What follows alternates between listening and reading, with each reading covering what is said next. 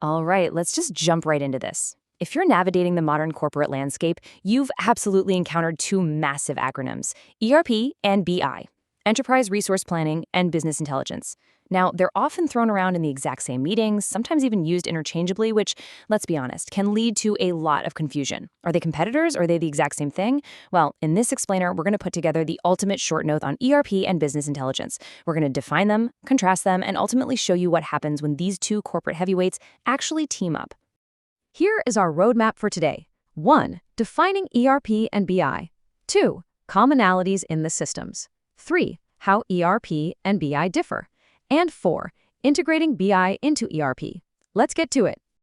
Section 1. Defining ERP and BI. Okay, Enterprise Resource Planning, or ERP. Think of this as the absolute operational engine of your business. The formal definition says an ERP system attempts to integrate all functions across the company into a single computer system that serves everyone's specific needs.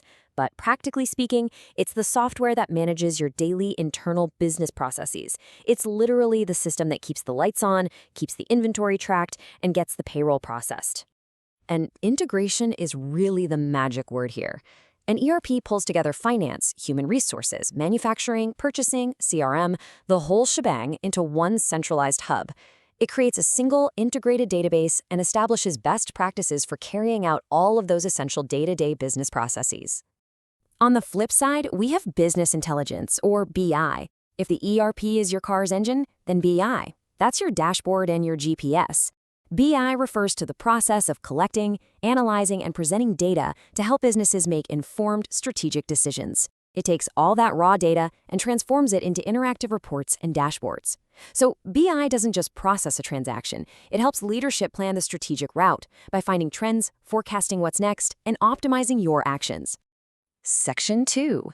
Commonalities in the systems. Now, before we pit them against each other, it's important to note they do share some DNA. Both ERP and BI are fundamentally data-driven. They both rely entirely on data to help organizations operate better. Second, they both aim to improve efficiency, ERP by streamlining those internal processes, and BI by analyzing data to optimize your high-level strategies. Third, they both provide decision support, just, at totally different levels. And finally, integration. ERP integrates departments, while BI integrates data from various sources to give you a cohesive picture. Which brings us to Section 3, how ERP and BI differ. Our source material outlines 6 key areas of difference. In purpose and scope, ERP focuses on automating daily internal processes, while BI is laser-focused on extracting insights for strategic planning. Functionally, ERP manages the operations themselves, accounting, supply chain, things like that. BI, however, helps businesses understand the performance of those operations. And regarding reporting, ERP generates reports based strictly on what's happening internally, but BI generates analytical, strategic views of the entire business landscape. Let's zero in on 2 of the most critical differences, though, the users and the data. You see a really clear contrast in who is actually logging into these systems every day. ERP users are the employees on the ground across all departments.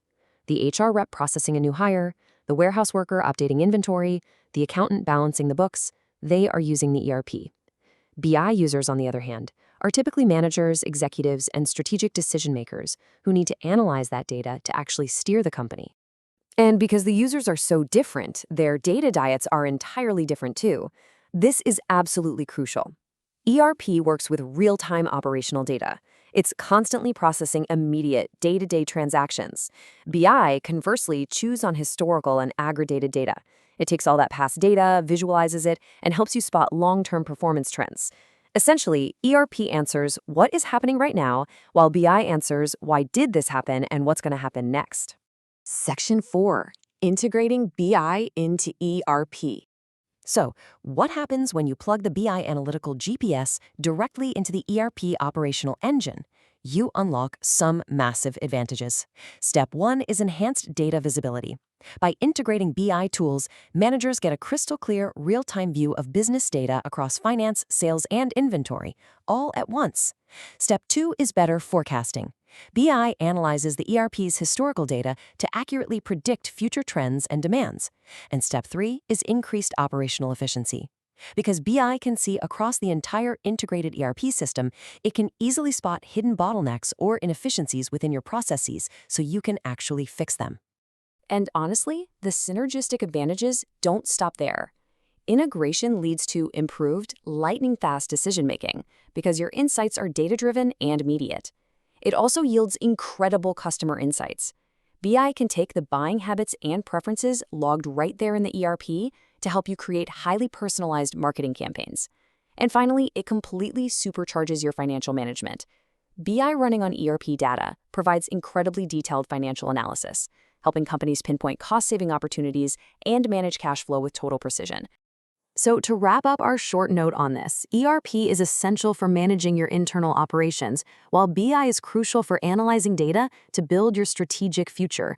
They are distinct yet perfectly complementary, which leaves us with a critical question for you to ponder regarding your own systems.